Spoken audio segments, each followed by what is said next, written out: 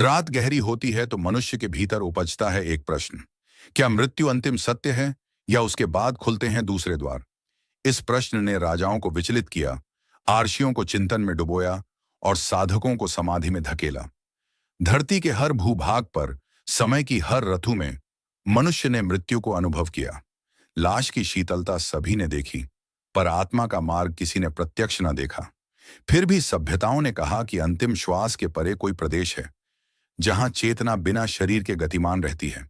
Babylon में इसे आत्म प्रस्थान कहा गया, मिस्र में इसे दैहिक मृत्यु और का की स्वतंत्रता कहा गया, वेदों में इसे देहांत और आत्मा का विचरण कहा गया, बुद्ध ने इसे संस्कार धारा की निरंतरता कहा, ईरानी गुप्त ग्रंथों ने इसे प्रकाश मार्ग कहा।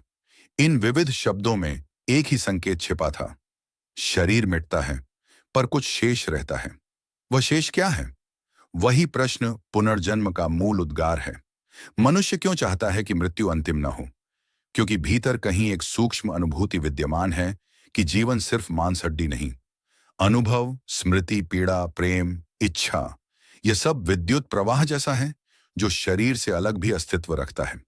यदि यह प्रवाह शरीर के बाद भी चलता रहे तो लौटना संभव है। वही लौटना पुनर्जन्म कहलाता है। सभ्यताओं ने मृत्यु के बारे में 3 मत बनाए। 1. मृत्यु अंतिम। पहले मत में जीवन का कोई विस्तार नहीं, दूसरे मत में जीवन रूप बदलता है, तीसरे मत में जीवन अगले चरण की तैयारी करता है। भारतीय उपमहाद्वीप की दार्शनिक प्रवृत्ति तीसरे मत में विश्राम करती है। यहां मृत्यु परिवर्तन नहीं, बल्कि आवागमन का विराम है। विराम के बाद पुनः यात्रा आरंभ होती है। कई साधक कहते हैं कि मृत्यु कोई अंधकार नहीं, बल्कि दूसरी दिशा का प्रकाश है। जब शरीर गिरता है, चेतना मुक्त होती है। उस मुक्ति में अनेक घटनाएं घटती हैं जो सामान्य व्यक्ति नहीं समझ पाता। यही रहस्य इस स्क्रिप्ट का विषय है। यह विषय डर पैदा करने के लिए नहीं, बल्कि अस्तित्व की गहराई देखने हेतु प्रस्तुत है। जो समझना चाहे उसे दृष्टि चाहिए, जो न समझना चाहे उसके लिए मृत्यु हमेशा अंत ही रहेगी। मृत्यु क्या है? मृत्यु कोई अचानक होने वाली क्रिया नहीं। यह सूक्ष्म स्तर पर धीरे धीरे आरंभ होती है। बाहरी दृष्टि में यह अंतिम श्वास है, पर भीतर चेतना इससे कई कदम पहले यात्रा प्रारंभ कर चुकी होती है। शरीर 3 स्तर वाला है। 1. स्थूल शरीर। 2. सूक्ष्म शरीर। 3. कारण शरीर। स्थूल शरीर दिखाई देता है। सूक्ष्म शरीर विचार, स्मृति और चेतना का क्षेत्र है। कारण शरीर संस्कार और कर्मों का भंडार है। मृत्यु तब होती है जब स्थूल शरीर सूक्ष्म शरीर को अब धारण नहीं कर पाता। उस क्षण नाड़ी तंत्र थम जाता है, पर चेतना तुरंत समाप्त नहीं होती। शरीर निष्क्रिय होता है, पर सूक्ष्म स्तर पर अनुभूति अभी सक्रिय रहती है। आयुर्वेद कहता है कि मृत्यु प्राणवायु का विच्छेद है। योग कहता है कि मृत्यु सुषुम्ना का द्वार खुलना है। तंत्र कहता है कि मृत्यु आत्मा का आवरण छोड़ना है। जब मरने वाला अपने अंतिम क्षण में आंखें स्थिर कर देता है, तो उसकी दृष्टि बाहर नहीं, बल्कि भीतर की ओर मुड़ जाती है। उस क्षण उसे 2 संसारों का अनुभव होता है, एक जो छूट रहा है और दूसरा जो बुला रहा है। कुछ साधक बताते हैं कि मृत्यु आने से पहले मनुष्य को अपने जीवन की झिलमिल दृश्य श्रृंखला दिखती है। प्रत्येक घटना तेज प्रकाश जैसी बनी होती है और चेतना उसे बिना समय के अनुभव करती है। यह अनुभव शरीर गिरने से पहले होता है। मृत्यु के क्षण में श्रवण क्षमता सबसे अंत में टूटती है, इसलिए अंतिम शब्द अक्सर मृतक सुन लेता है, चाहे उत्तर न दे सके। इसके बाद सूक्ष्म शरीर स्थूल शरीर से अलग होने लगता है। इस अलगाव को कई संस्कृत ग्रंथों में देह त्याग कहा गया। यह त्याग स्वेच्छा से भी हो सकता है और बाध्यता से भी। मृत्यु के कुछ क्षणों तक शरीर के आसपास एक विशेष क्षेत्र सक्रिय रहता है। तंत्र इसे प्रेत सीमा कहता है। इस सीमा से सूक्ष्म शरीर निकलते समय विचलित होता है। यदि मृत्यु अचानक हो तो विचलन अधिक होता है, यदि मृत्यु शांत हो तो विचलन कम। मृत्यु की व्याख्या करते समय यह समझना आवश्यक है कि जीवन केवल जैविक क्रिया नहीं। यदि ऐसा होता तो स्मृति, विचार, अनुभूति, संकल्प, इच्छा और चेतना जैसे तत्व कहां से आते? ये सब तत्व सूक्ष्म शरीर से संबंधित हैं। सूक्ष्म शरीर के बिना स्थूल शरीर शव है। सूक्ष्म शरीर के साथ स्थूल शरीर जीव है। स्थूल शरीर जलने या गाड़े जाने के बाद नष्ट हो जाता है। सूक्ष्म और कारण शरीर अपनी यात्रा जारी रखते हैं। यही यात्रा पुनर्जन्म का आधार बनती है। पुनर्जन्म की अवधारणा केवल धार्मिक परंपराओं का परिणाम नहीं, बल्कि मानव अनुभवों की पुनरावृत्ति का निष्कर्ष है। जब एक बच्चा जन्म लेता है, उसका शरीर नया होता है, पर उसके भीतर की चेतना नई नहीं होती। इस चेतना में संस्कार होते हैं, और संस्कार के आधार पर उसका स्वभाव, भय, इच्छा और कौशल निर्मित होता है। ये सब जन्म के साथ प्राप्त नहीं हो सकता, क्योंकि जन्म से पहले शरीर ने कुछ नहीं सीखा होता। फिर भी कुछ शिशु तीव्र कौशल दिखाते हैं, भाषाओं की पहचान करते हैं और अपरिचित वस्तुओं को सहज पहचान लेते हैं। यह घटनाएं पुनर्जन्म की संभावना की ओर संकेत करती हैं। भारत के वेदों में पुनर्जन्म की व्याख्या विस्तृत रूप से मिलती है। ब्रह्मसूत्र में कहा गया है कि जीवन निरंतर प्रवाह है। उपनिषदों में आत्मा को अविनाशी कहा गया है, जो शरीर छोड़कर नया आवरण धारण करती है। योग वासिष्ठ में पुनर्जन्म को वासना की प्रवाहिता कहा गया है, अर्थात मन की अधूरी इच्छाएं आत्मा को लौटने के लिए बाध्य करती हैं। बुद्ध परंपरा में पुनर्जन्म को जाति यात्रा कहा गया है।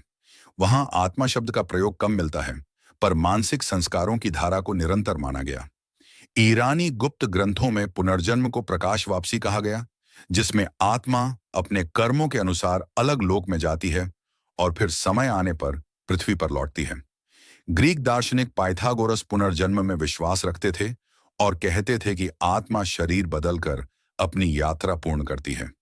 प्लेटो के संवादों में भी आत्मा का शाश्वत तत्व मिलता है, जो शरीर का प्रयोग करता है पर उससे बंधा नहीं रहता। मिस्र की सभ्यता में भी मृत्यु के बाद जीवन पर विश्वास था, पर वहां पुनर्जन्म की संकल्पना कुछ अलग थी। वे मृत्यु को काया के विलगन और का तथा बा की स्वतंत्रता के रूप में देखते थे। उनका विश्वास था कि आध्यात्मिक तत्व पुनः शरीर में प्रवेश भी कर सकता है, यदि कर्म अधूरा हो। इस प्रकार पुनर्जन्म का संकेत मिस्र के अंतिम संस्कारों में छिपा था। भारतीय तांत्रिक साहित्य में पुनर्जन्म को केवल आत्मिक घटना नहीं, बल्कि नियति का क्रम कहा गया। वहां एक सूत्र है कि संस्कार ही जन्म निर्धारित करते हैं। संस्कार कर्म, अनुभव, भय, आसक्ति और अधूरी इच्छाओं के रूप में संचित रहते हैं। जिस आत्मा में कौन सा संस्कार प्रबल होता है, वही संस्कार उसके अगले जन्म का मार्ग निर्धारित करता है। कुछ संस्कार भय के होते हैं, कुछ कौशल के, कुछ ज्ञान के और कुछ आसक्ति के। पुनर्जन्म केवल मनुष्य जगत तक सीमित नहीं। तंत्र कहता है कि आत्मा विभिन्न योनियों में जा सकती है। यह कर्म की संरचना पर निर्भर करता है। यदि आत्मा ज्ञान और करुणा से भरी हो तो उच्च लोकों में जाती है। यदि आत्मा हिंसा और प्रवंचना में डूबी हो तो निम्न क्षेत्रों में जाती है। यदि आत्मा में विभ्रम हो तो पुनः मनुष्य रूप में आती है। यह आवागमन तब तक चलता है जब तक संस्कार समाप्त न हो जाए। बुद्ध ने पुनर्जन्म को संस्कार धारा कहा। उनके अनुसार आत्मा नामक कोई स्थायी तत्व नहीं, पर अनुभवों की धारा निरंतर है, जो पिछले जीवन से अगले जीवन में प्रवाहित होती है। इसी धारा में इच्छा, दुख, कर्म और संस्कार तैरते हैं। यह दृष्टिकोण आत्मा की स्थिरता के विरुद्ध नहीं, बल्कि उसकी परिवर्तनशीलता के पक्ष में है। इस प्रकार पुनर्जन्म की अवधारणा किसी एक धर्म या परंपरा तक सीमित नहीं।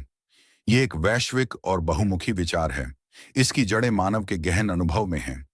जब कोई बच्चा एकदम नई चीज को पुरानी परिचित चीज की तरह अनुभव करता है, जब कोई मनुष्य अनजानी भाषा सुनकर विचित्र संवेदना महसूस करता है, जब कोई स्थान पहली बार देखकर भी मन में अपनापन जगाता है, तो वहां पुनर्जन्म की छाया सक्रिय होती है।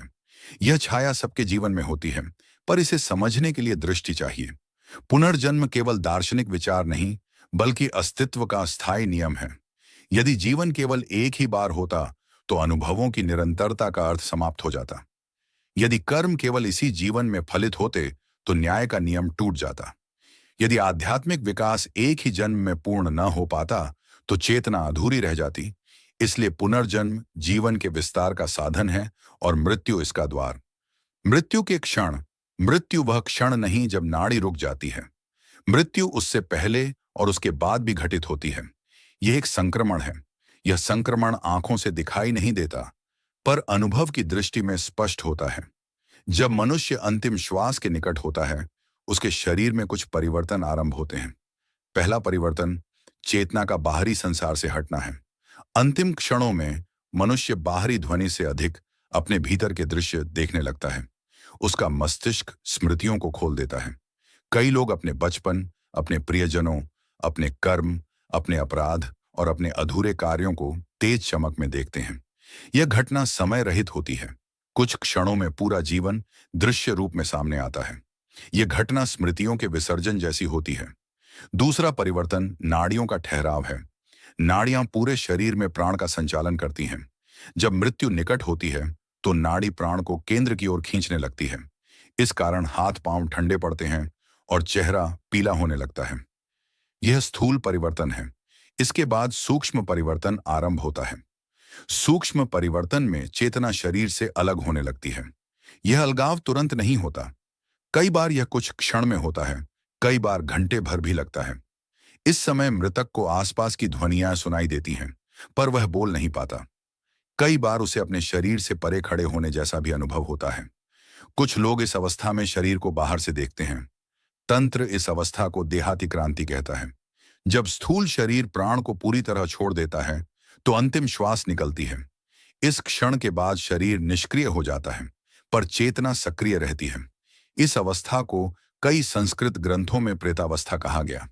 यह शब्द नकारात्मक प्रतीक नहीं, बल्कि मध्य अवस्था का परिचायक है। शरीर छूट चुका है पर नया आवरण प्राप्त नहीं हुआ। कुछ साधक मृत्यु को 3 चरणों में बांटते हैं। 1 स्थूल मृत्यु, 2 सूक्ष्म जागरण, 3 संस्कार प्रवाह। स्थूल मृत्यु में शरीर गिरता है। सूक्ष्म जागरण में चेतना बिना शरीर के सक्रिय होती है। संस्कार प्रवाह में आत्मा अपने कर्मों और इच्छाओं के अनुसार आगे बढ़ती है। यह प्रवाह कभी सीधा होता है, कभी उलझा हुआ। यदि मृत्यु अचानक हो, जैसे दुर्घटना, हिंसा या वेगवान बीमारी, तो आत्मा में भ्रम अधिक होता है। यदि मृत्यु धीमी और शांत हो तो आत्मा को मार्ग का ज्ञान अधिक होता है। कुछ परंपराएं कहती हैं कि मृत्यु के तुरंत बाद आत्मा तेज प्रकाश देखती है। यह प्रकाश कोई भौतिक प्रकाश नहीं, बल्कि चेतना का प्रस्फुटन है। कुछ लोग इसे दिव्य मार्ग कहते हैं, कुछ इसे मस्तिष्क का अंतिम विद्युत आवेग। पर यह घटना साधकों द्वारा अनुभव की गई है और कई संस्कृत ग्रंथों में इसका उल्लेख मिलता है।